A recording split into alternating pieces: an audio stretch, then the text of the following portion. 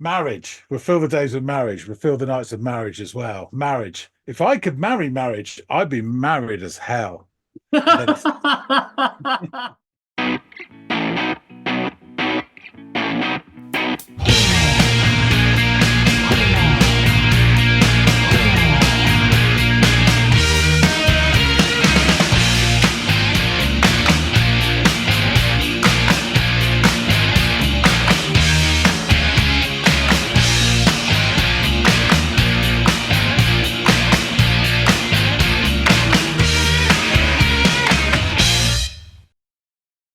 Hey everybody, welcome back to another episode of the Audiophiles. It's Andy and it's John and it's music. John, as you do it's very English of you. I was gonna do my Mick Jagger. That would also be very English of you, just on the other side of the spectrum. You were up to bat, sir, in the world of offering up music. So, what do you have in store for us? I've got a track from a band called The Bug Club. That sounds like a really horrible children's show. The Bug Club? Mm. All right. What's this track called by the Bug It's Club? called Marriage. Oh, Marriage. Okay. All right. Well, I know nothing of the Bug Club, which I'm sure doesn't come as much of a surprise to you at all. And I don't know much about Marriage either. So let me go off and give this a listen, and I'll come back and let you know what I think. I think you'll learn something. Okay. Marriage. When will I get married? Because I'm technically married to the church. The church, the church, the church, the church, the church, the church. Marriage.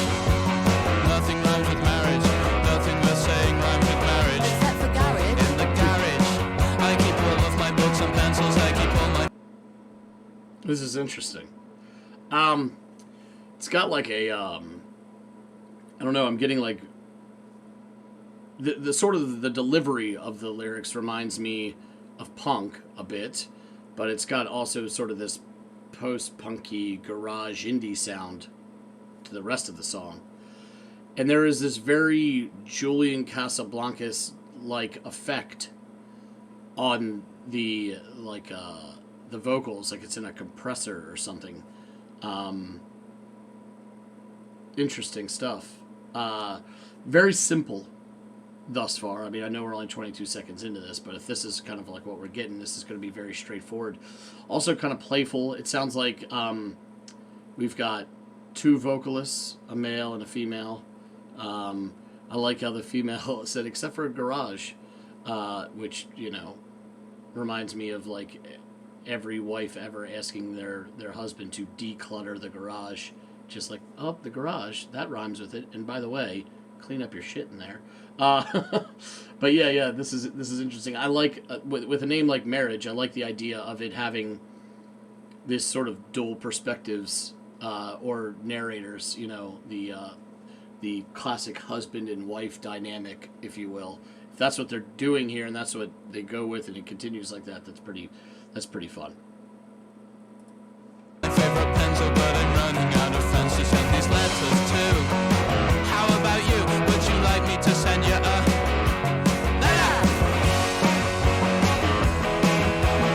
Nice little bouncy bass.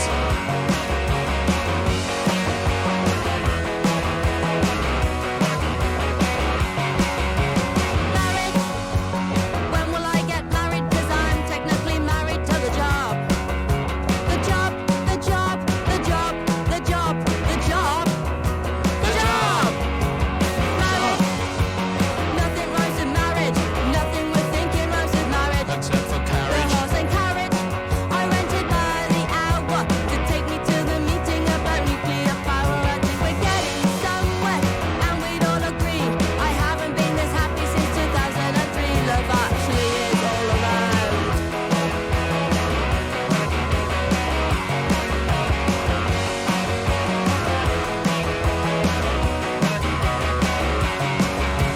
Marriage. I am not embarrassed by the love I have for you.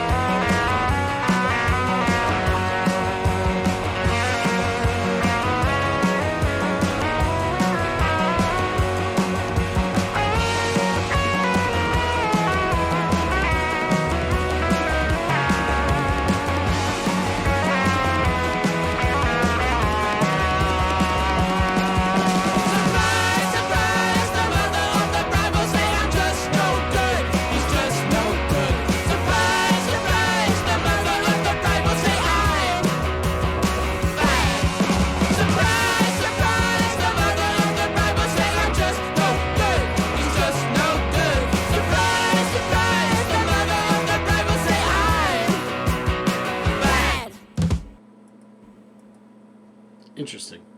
Yeah, this is playful, fun.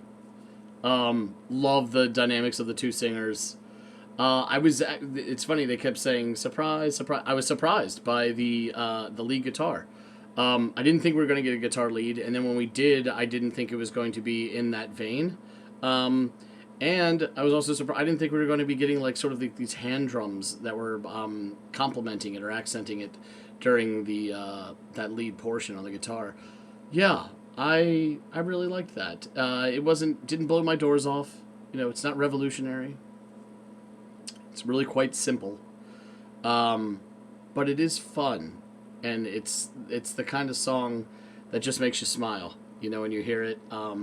The playful nature of the two narrators, sort of the pop punky feel of the guitar chords, that kind of quirky lead, and the quirky decision to use the hand drums, all of it.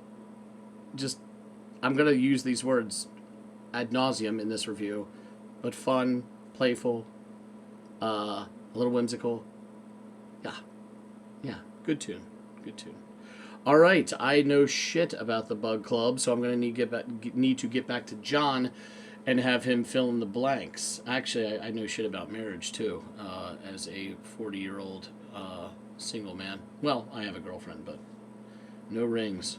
Not anytime soon. But yeah, let's get back to John and see what he can teach us about the Bug Club and marriage. So you return from the wonderful world of the Bug Club. What did you make of it all? That's one way of referring to it. Yeah, it was a quirky number. And that made it interesting. It didn't make it one of my all-time favorite songs you've ever given to me, but at the end of the day, it made me smile, right? You know, and I think that's important. I like plenty of songs that just have that, where that's the ceiling of their effect they have on me, you know, and they're still in rotation. So there's absolutely nothing wrong with that. It was interesting though, because like it made me think that it's more modern, because like it has this little tinge of punk in how the lyrics are delivered, but the effect on the lyrics sounds very Julian Casablancas adjacent. Like there's that like sort of condensed, compressed effect that is on the voice or on the vocals at times, and I was like, oh, that's making me think of this has to be like post the Strokes. So there is a bit of like indie and garage revival-y kind of sound to these guys. And yeah, apparently nothing rhymes with the word marriage save for the word garage, which I instantly thought carriage, you know, going off of, you know, love and marriage. But yeah, apparently garage fits the bill as well. And that just kind of made me laugh because, like I said earlier, I don't know much about marriage. I've never been there. I haven't visited that place, but I do know that if you are married and you have a garage or a garage, you'll often hear your spouse tell you to go clean that shit out. Like, I know that that's a thing that constantly needs attention. And so I instantly laughed that, oh my God, there's already a reference to a garage and we're just getting into the song right out of the gate. There's a bit of multi-vocalist delivery here that I'm noticing, and it's kind of call and response technique is really playful and fun. And in the second verse, we see the singer switch up, and we have the female delivering the sort of the bulk of that portion. And this further adds to the fun nature of the song. So while also playing with this theme, or maybe it makes it more fun because it's playing with this theme of the lyrics and the title, like marriage can't be one-sided. You have to have both parties present, and they need to have their, you know, perspectives taken into account. And here you sort of have that, right? And the roles of, I would assume what they're going for is husband and wife here. So I thought that was fun and playful and an interesting way to approach the songwriting.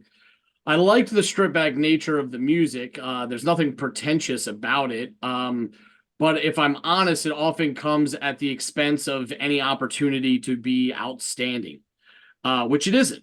And that doesn't take away from the fun nature of the tune and the enjoyability that can be extrapolated from that. It's just, you know, it is what it is.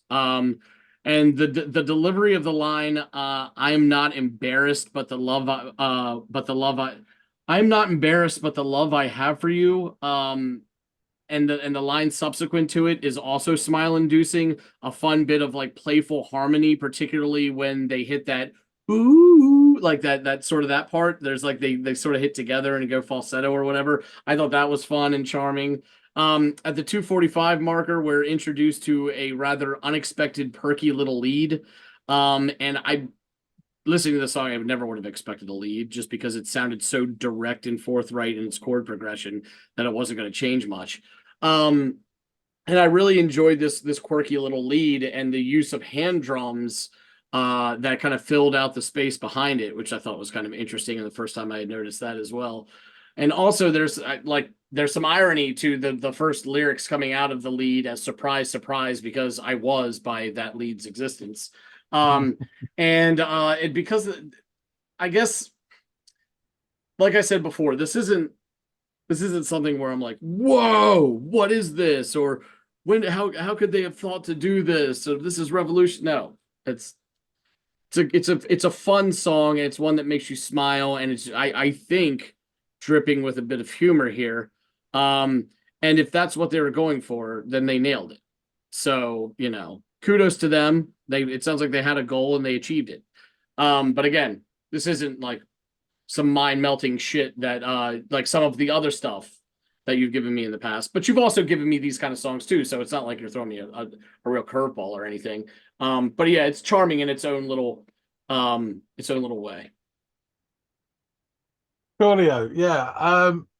So as I spoke about in the Lost Paupers episode, this album came to me through a recommendation, or like an end of year recommendation from Six Music, when they did these podcasts of all best of the year.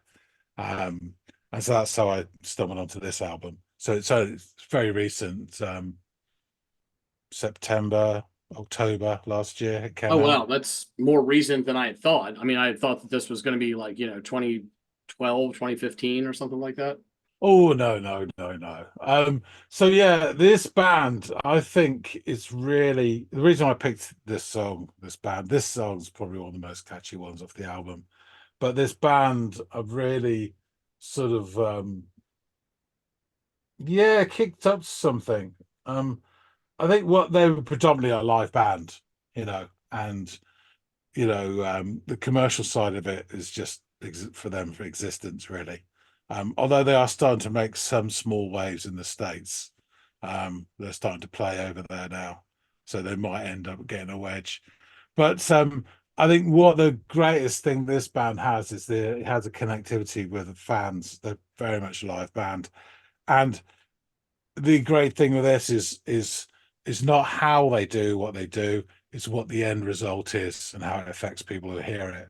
So they're not a musician's band, they are a fans band. Yeah. And that in some ways can be lowest common denominator. I don't think it is in this case, though.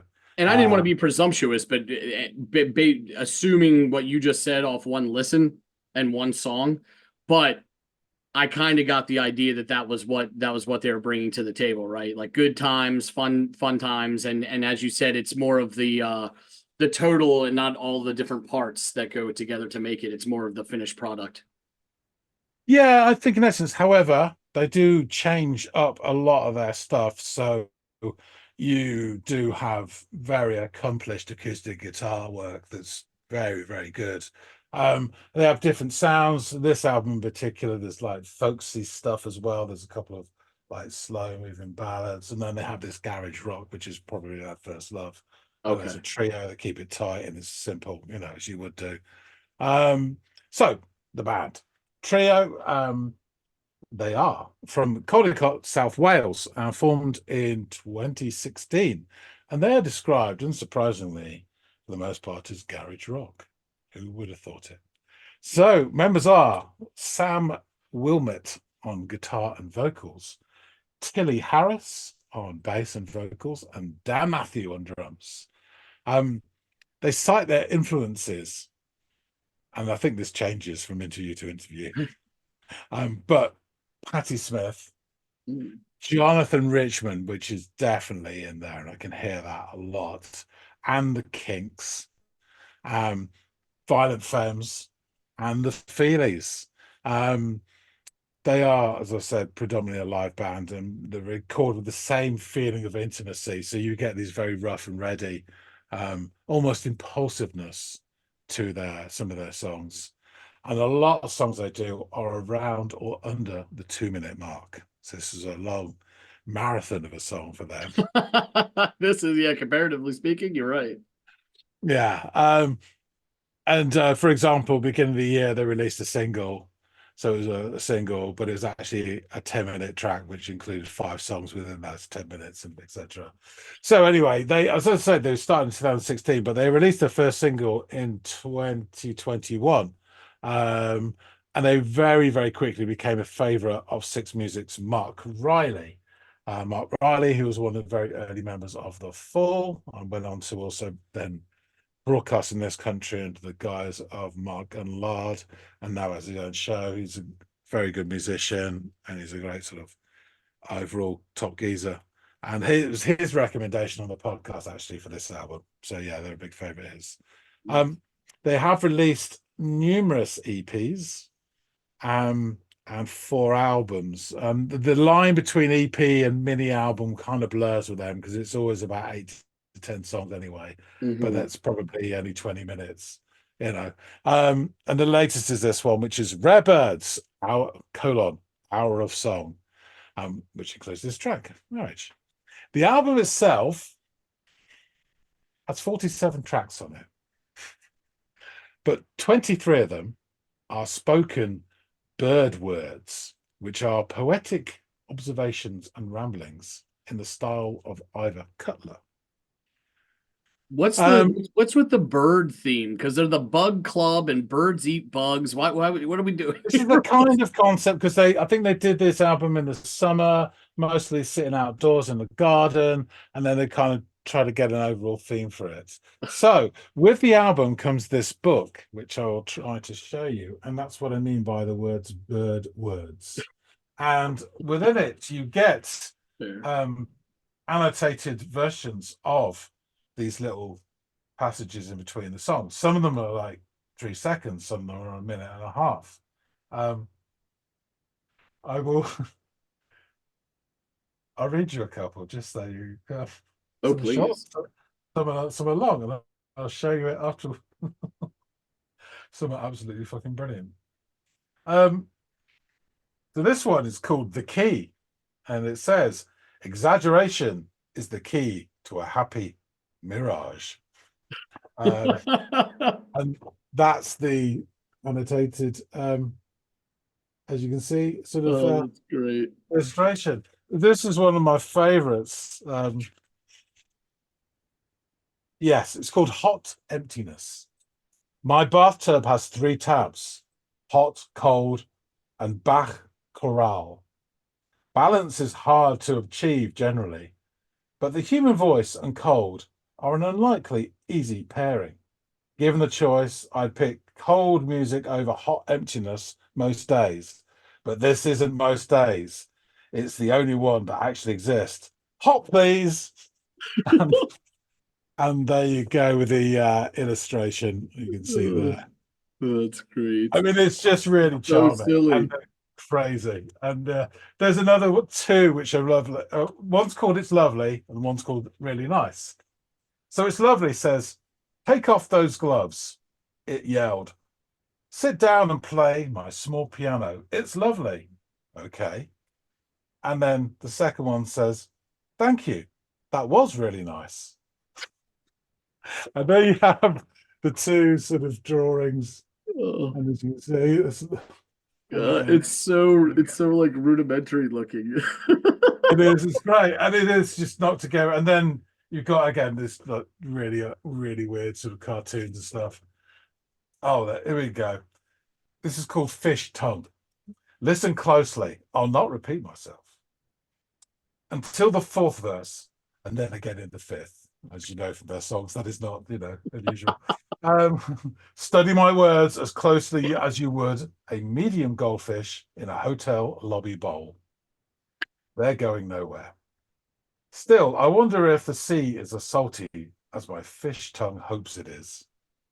That's it. And there you got the picture of the goldfish, fish tongue.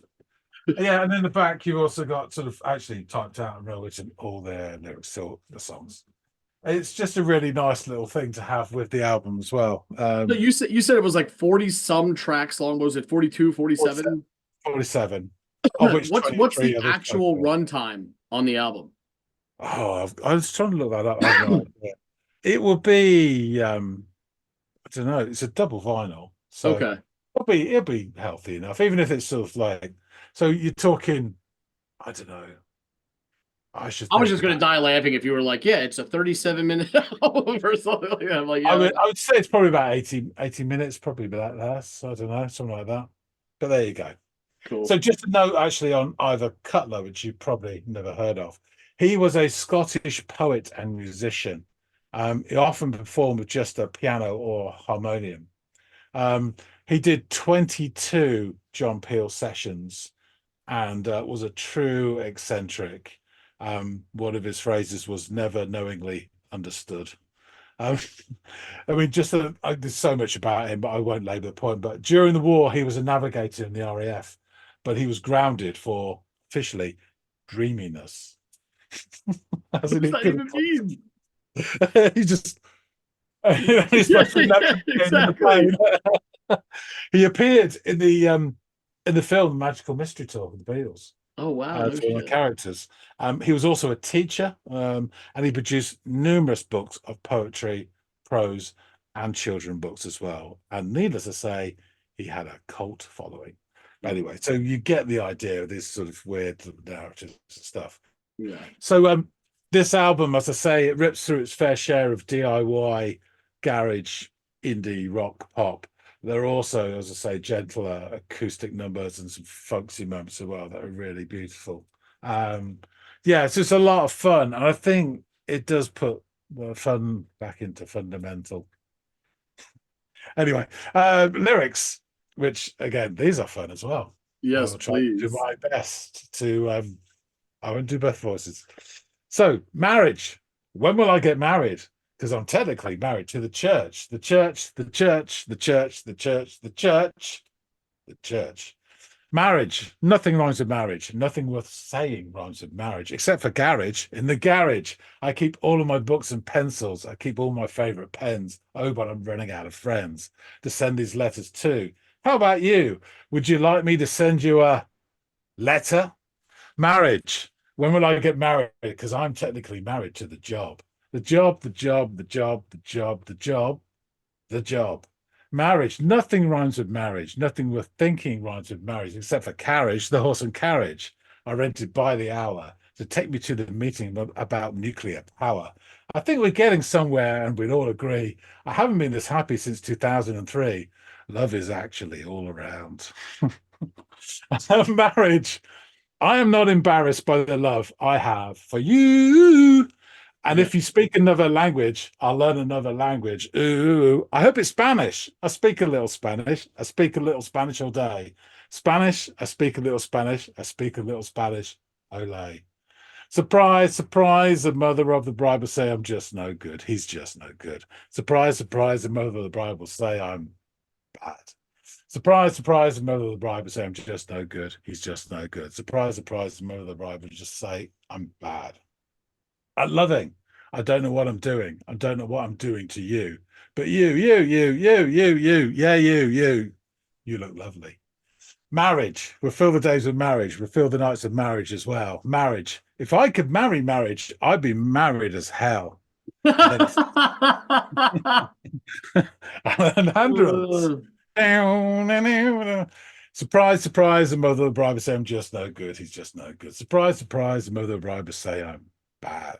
Surprise, surprise, the mother of the bride will say, I'm just no good. He's just no good. Surprise, surprise, the mother of the bride will say, I'm bad. And we're out. There's not a huge amount on the internet about them. They don't have their own Wikipedia page or anything like that. But there's got a couple of quotes here. Louder Than War said, the Bug Club don't bring glitz or sheen. They have left out the distractions, an unfussy band. and they have an ear for a hook. With their stripped-back harmonics, the Bug Club sound like an unlikely band, somehow out of time and out of place. I can't shake the impression they don't fit with these times. That might be a good thing. And the fire note written, the Bug Club represents intelligent lyrics akin to Pavement, humorous attitudes reminiscent of the Moldy Peaches, and a psychedelic folk rock vibe reminiscent of the Soft Boys. The blend of styles and their effortless delivery, along with memorable choruses, provide rare birds with a significant replay value. The Bug Club demonstrates the frontiers of music are limitless, and artists can consistently transcend genre conventions. Well said, that one. So yeah, this song in particular is just fun and shows the sort of dynamics, and the way they interact is very, very similar to the way they interact with the audience. And the bass player in particular, Tilly, spends as much time talking with the audience as she does playing the songs. When you see any live footage of them, it's a lot of fun. I imagine being. I think I'll have to catch them sometime soon, because they'll either go away or blow up. One of the two. It's I'd love to see them live, because I think it's definitely a band that comes alive in your presence, as it were. Yeah, it sounds like the live performance is definitely where it's at because of what they offer and how the interaction and all that stuff. It would be almost like seeing, like, it's so much more than just seeing a band perform. It's like going to see entertainment happen, because there laughs, and there's a communication between them and the audience, and there's a performance, and so it's more than just song 1, 2, 3, 4, 5, encore, good night. And that's cool, and the one thing I'll say is, like, listening to it, I understood that there was charm there, but now after listening to you talk about it more and learning a little bit more about them, now I understand the charm. So I was aware that it was there, but I didn't really know much about it or why it was happening, outside of just some silly lyrics and kind of a fun delivery. But then there's just to see the artwork and to hear the lyrics a little bit clearer. And if I was married to Marriage, I'd be married as hell. Fucking, that had me laughing out loud. It's hilarious. It's such a silly sentence. It's like something your stoner friend would say at non sequitur at the leftist of fields, and you're like, what the fuck? So no, this is very funny. It's also something someone like David Byrne would say if he had a sense of humor. Yeah. It's that sort of cleverness to it with absurdity as well. Yeah. Like you were saying about that, I found that as well with the Violet Femmes. Actually, when I saw them live, they were a completely different beast, and there was a lot of interaction, particularly Gordon Garno, the leads. And they were just another animal live, really, really different, and they were fucking brilliant. Yeah. So again, fun piece, bit more recent music as well, which is unusual for me. Yeah, really. 1 or 2 a year out of you. That's about it. yeah, that's all that passes my test. Only joking. But yeah, so thanks for listening to this, Andy. Appreciate it. And it's a little bit of as you say, it's a bit of fun into proceedings. We'll get back to the suicide laden tracks next week.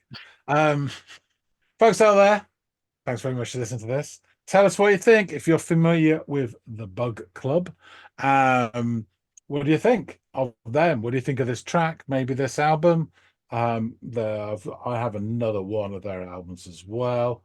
Might delve into some of that. There's a really good song that's very short. So I might give Andy a double header next time and give him 2 songs, because they'll only add up to 4 minutes anyway. Yeah, that's fair. That's fair. But yeah, drop some comments, please. Love to hear from you. Tell us what you think. And if you haven't subscribed already, please do. All this meaty goodness and more besides awaits you upon completion of said contract and stuff. We do appreciate everybody. All ironed out over there, John. Wrinkle free. Oh dear. That law degree from Harvard really kicked in there. That being said, thanks so much for watching, and we'll see all of you on the next episode of the Audiophiles. See you later, guys.